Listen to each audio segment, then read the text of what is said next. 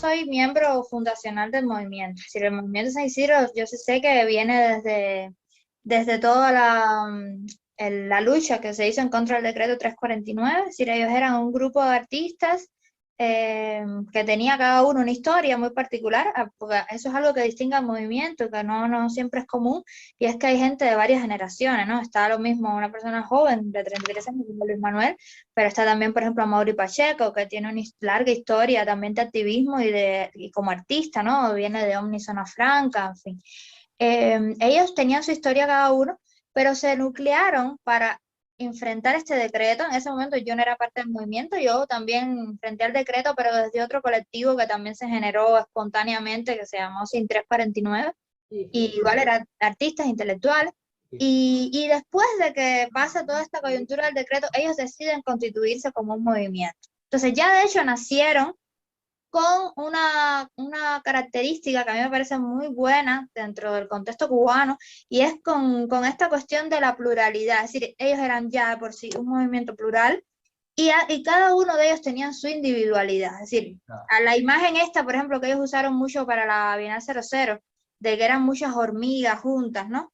Y es como que cada hormiga tenía su identidad, su individualidad, su trabajo anterior, su obra en particular, y a la vez entonces todos conformaban una comunidad, ¿no? Eso me parecía, siempre me pareció genial, y creo que eso se ha mantenido. De hecho, ha aumentado su pluralidad. Porque bueno, después entro yo, mucho más reciente, que vengo de otra, sí, también vengo del mundo del arte, pero tengo una trayectoria más académica, porque era profesora de la universidad, sí, era profesora de LISA durante más de 10 años.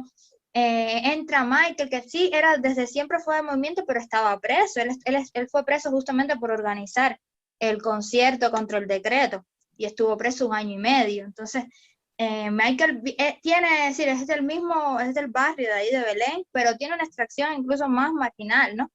Él mismo lo ha dicho, es decir, si él no tiene problema con eso, él ha estado mucho tiempo preso también. Y viene además del mundo este underground, del hip hop, tiene su mundo, es decir, tenía ya su público, su público. Él y el funky ya tenían desde siempre gente que lo seguía. Entonces, esto como que ayudó, ¿no? A engrosar también todo esto de la simpatía del movimiento, porque si ya tú llegas con un público, si ya tú llegas con una comunidad anterior, bueno, pues tú vas a seguir siendo la misma persona. Por lo tanto, lo más posible es que todas esas personas con las que tú estabas en contacto anteriormente van a mirar lo que hace el movimiento también con ojos más desprejuiciados, digamos, ¿no? Que es el gran problema en Cuba respecto a la oposición, que la gente está muy prejuiciada por miedo, por todo tipo de cosas, y muchas veces los grupos de oposición han estado muy solos, si han tenido como que cocinarse dentro de su propia salsa, y eso es muy dañino a la larga, ¿no? Entonces, en el caso del movimiento, tiene mucho más arraigo en determinados sectores de Cuba por eso, ¿no? Porque cada una de esas personas ya tenían un camino recorrido, y personas de este lado, digamos, ¿no? Y eso creo que es lo que ha sucedido. Por supuesto, la simpatía de Luis, por ejemplo, es innegable. Luis tiene como él tiene un rol, no es un rol, él tiene como una franja, ¿no? Donde él actúa, que es muy curiosa, porque él se va moviendo entre este mundo más del arte contemporáneo, que evidentemente constituye una élite en todos lados, no solo en Cuba, y entre este mundo del barrio, que es su vida cotidiana, ¿no? Entonces él se mueve de manera muy orgánica entre ambos mundos, y en el caso de Michael, bueno, su simpatía viene desde su profunda cosa popular, ¿no? Y del rap, que el rap también tiene como una impronta ahí, ¿no? Como de plantarse, no sé, es también una cultura, ¿no? Y todo eso está como confluyendo ahí, ¿no? Es interesante lo que ha pasado, incluso con colaboradores del MSI que no son con miembros, digamos, nómina del movimiento, pero que sí está muy cerca, como los mismos acuartelados, que hicimos el acuartelamiento en noviembre, o la misma Mara Urquiola, que también viene de otro sector, también más académico, y que sin embargo está muy cerca del movimiento. Entonces, es interesante como esa mezcla, ese diálogo que se ha generado ahí de manera espontánea, y que creo que nos acerca mucho más a la gente, ¿no? A la gente normal de la calle, pero además a todos a todos los sectores, no solo a la gente, digamos, común, además de gente común, sino también a académicos, a curadores, a músicos, no sé, podemos como movernos con más facilidad dentro de Cuba, ¿no?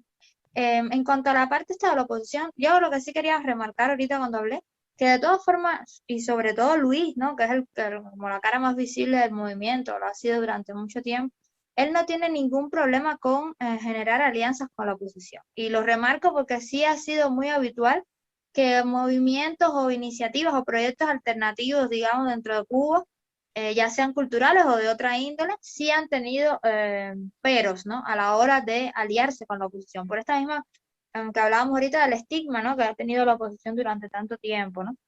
En el caso del movimiento San Isidro no ha sido así. Si el movimiento San Isidro no ha tenido reparo en unirse, en apoyar cualquier tipo de iniciativa, dígase del UPACU, todas las cosas estas de los girasoles, en fin, todas las cosas que han ido surgiendo, el movimiento San Isidro las ha apoyado y por suerte hemos después recibido el apoyo también de muchos de estos grupos de oposición que están dentro de Cuba, pero que también están fuera, ¿no? Y la disidencia cubana sigue en 1990, aunque sea nueva.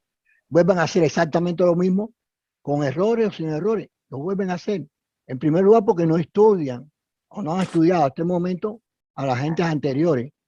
Las experiencias anteriores no las han estudiado. No han tratado de conectarse con esas personas. Ya esas personas hicieron tal cosa y supuestamente fracasaron porque el gobierno no se cayó o no cambió de rumbo. ¿Cómo tú no puedes entrar en la Iglesia Católica y no estudiarte a los grandes teólogos católicos?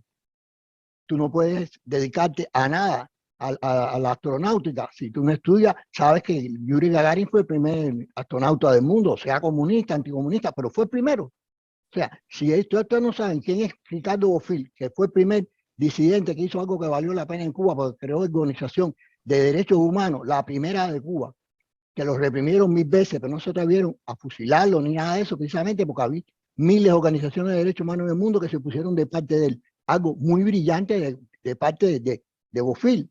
Nosotros lo reconocemos como el tipo que agrupó a todo el mundo en Cuba en 1980 y tanto, junto con Gustavo Arcos Verne, que era amigo de Fidel Castro. Se viraron en contra del gobierno y crearon los derechos humanos en Cuba. Esas cosas que hay en Cuba de derechos humanos no cayeron del techo, la crearon ellos dos en una cárcel. Y eso es lo que yo noto. Oigo hablar de grupos que salen y vuelvan a salir. Y cuando ven a ver, vuelven a pedir lo mismo que yo pedí. Digo, Es que sigue siendo los mismos parados, problemas. estamos parados en el mismo lugar. Si vuelven a pedir lo mismo que yo pedí hace 30 años, Ese es estamos en el el mismo punto, lugar. que estamos parados en el mismo lugar. Lo que pasa es que, a ver, el punto aquí es que yo no entré a la disidencia. A ver, aquí hay varias cosas que son que tienen, por lo menos para mí, el enfoque es totalmente diferente. Yo era profesora de una universidad en Cuba, de arte. Es decir, ese es mi campo. Ahora estudio un doctorado en antropología. Ese es mi campo, eso es lo que yo estudio. Es decir, yo no estudio las distintas disidencias en el mundo ni lo que tiene que ver con Cuba, porque yo no entré a la disidencia. Es decir, a mí me entraron a la disidencia. Es decir, el gobierno me reprimió por hacer una cosa que no lleva represión en ningún lugar del mundo. Sin embargo, me reprimieron. Entonces, yo he tenido que ir sobre la marcha, que ir aprendiendo sobre esto, que lo mismo tienes que aprender que vas a hacer cuando tienes la policía delante de ti, cosa que nunca pensé que me iba a suceder a mí, que iba a tener la policía, o que me iban a meter en un calabozo, o que me iban a decir que yo soy una delincuente, ¿entiendes? Es decir, yo vengo de una historia personal, y además hacer todo eso sin abandonar tu vida personal. Mi hijo no está en Cuba, ya no tenía marido, perdí mi trabajo, y tuve que dedicarme casi todos los días de mi vida a salir a las estaciones a buscar gente. Es decir,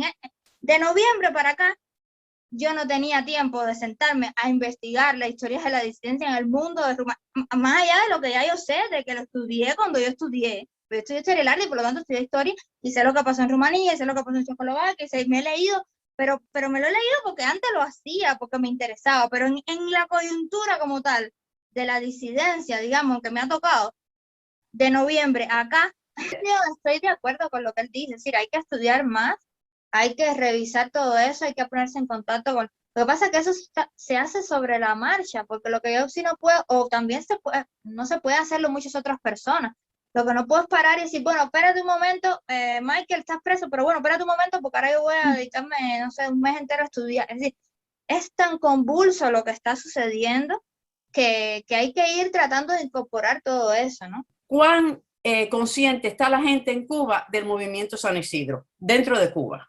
Porque eso es clave. Sí, esa es una gran pregunta, porque además La Habana es un mundo y el resto del país es otro mundo.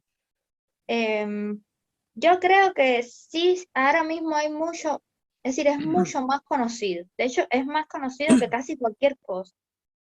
También porque el mismo régimen lo ha puesto en la televisión. Es decir, el mismo régimen, por la presión que ha habido, sobre todo a raíz de lo del acuartelamiento, que tuvo como mucho impacto mediático, y se vieron obligados a decirlo. Entonces ya ya aunque la gente no sabe, yo digo por mi propia familia lejana de Camagüey, yo soy de Camagüey, que no habían jamás oído nada de eso y lo oyeron por primera vez en la televisión. Dice, ¿y quiénes son esos muchachos de los que hablan tan mal? Porque además en Cuba nos hemos acostumbrado tanto a que de todo lo que se habla mal hay que ver, porque posiblemente sea bueno. Es decir, eso es algo tan asimilado ya en Cuba, es decir, que mienten soberanamente en el noticiero, que la gente cuando oye hablar de una cosa dice, ¿qué será tal cosa, no?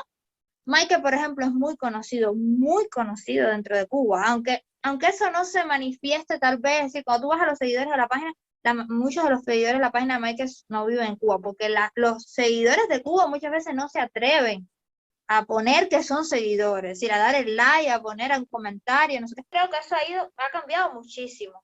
También por el internet, por los medios independientes de periodismo. El periodismo independiente ha hecho una labor extraordinaria. Cibercuba y ADN, por ejemplo, que son los de más alcance, tienen millones de seguidores, también dentro de Cuba. Aunque ya les digo, a veces no lo dicen, pero la gente busca las noticias y se va enterando, ¿no? ¿Por qué? ¿Qué es lo que ustedes, digamos, están buscando? ¿Qué es lo que quieren? ¿Solamente una libertad de expresión artística o es una cosa que va más allá? Es que el punto es este, realmente el movimiento San Isidro no, es decir, cuando ellos surgen como movimiento, lo que pretendían era generar un espacio de libertad de expresión, es decir, defender la libertad de expresión y los derechos culturales. No había una intención de, digamos, macro, ¿no? A nivel de país, de cambiar el país o de, bueno, nosotros queremos conseguir esto para Cuba, este tipo de gobierno, este tipo, simplemente eso quedaba fuera del imaginario, digamos, del movimiento San Isidro. O sea, el movimiento San Isidro surgió coyunturalmente para luchar contra un decreto específico que iba a amordazar todavía más la creación artística en Cuba, y a partir de ahí decidieron generar un movimiento y hacer actividades en el barrio de San Isidro para zanjar un poco el abismo ¿no? La brecha entre la cultura más de élite, o entendida desde un punto de vista elitista, y esta otra cultura barrial que existe también. Es decir, ha habido una brecha de siempre, y el Movimiento San Isidro trató de hacer un puente con eso. Ahora, haciendo eso, empezaron a ser reprimidos, porque en Cuba cualquier cosa que tú hagas de iniciativa ciudadana, aunque no tenga que ver con la política, aunque sea cuidar perritos, como le pasa al movimiento animalista ahora mismo, eso también es reprimido. Entonces, de momento tú eres animalista, tú no sabes nada de ideología, ni de política, ni siquiera a veces te lo has planteado y tienes a la seguridad del Estado fuera de tu casa, tocándote la puerta y diciendo, claro, ahí tú te vas dando cuenta, vas como haciendo conciencia de qué país tú estás viviendo y que bueno, y que para cambiar los perritos hay que cambiar el país completo, porque si no, ni los perritos, ni tú, ni nadie van a poder vivir con tranquilidad. Eso generó tal impacto y empezaron a unirse tanta gente diversa, de que sí formaba parte de movimientos de oposición más tradicionales o más antiguos. Empezó a mezclarse todo, que ahora mismo, para mucha gente en el mundo, la cara de la oposición, qué sé yo, es el movimiento San Isidro, cuando realmente no iba por ahí el movimiento San Isidro. Ya a estas alturas, a pesar de todo es decir, a pesar de todas las aclaraciones que se han hecho, ya entendimos que de todas maneras eso es inevitable, ya de todas formas, para la gente San Isidro es todo, ya no vale mucho la pena seguir dividiendo. San Isidro son los acuartelados, San Isidro es la gente que salió en obispo a defender que ninguno del movimiento, pero bueno, salieron a defender a Luis Manuel, generaron una protesta a nivel social, una protesta no, generaron como una especie de catarsis, digamos, social, de la gente gritando patria y vida y cambio y no sé qué, pero no, si sobre nosotros no puede recaer la responsabilidad, porque además no sería justo también para tantos grupos de oposición anteriores, de decir por dónde vamos a ir en Cuba. Es decir, ya nosotros sabemos, la mayoría de nosotros digo individualmente, que evidentemente el sistema hay que cambiarlo, que los que están gobernando no pueden seguir gobernando, que necesitamos garantizar una serie de derechos que van mucho más allá de los derechos culturales, que van mucho más allá de la libertad de expresión incluso, pero la construcción, digamos, colectiva de qué queremos construir en el país futuro, cuando se caiga lo que está, y que no sabemos ni siquiera cómo se va a caer. Eso no puede caer en nuestros hombros. Si se han ido haciendo esfuerzos, ¿no? Para tratar de reunir ya todo lo que existe sobre eso, porque también se han hecho proyectos de país, se han hecho leyes, se han hecho, no solo el proyecto Varela, que es de los más conocidos, hay muchos otros, ¿no? Entonces eso hay que tal vez recuperarlo, traerlo de nuevo, volver a poner a dialogar todo eso. Esta idea de que sacó el movimiento no hace tanto del diálogo nacional, de empezar a recepcionar opiniones de la gente en los barrios sobre, bueno, ¿qué tú quieres para tu vida? ¿Qué tú querrías para tu país? Empezar a hacer como una base de datos con todo eso para ir armando entonces desde una realidad concreta, ¿no? O sea, de preguntarle a la gente, a ver, ¿usted se ha preguntado siquiera qué usted quiere para su país dentro de 10 años? Porque hay mucha gente en Cuba que ni siquiera se pregunta eso.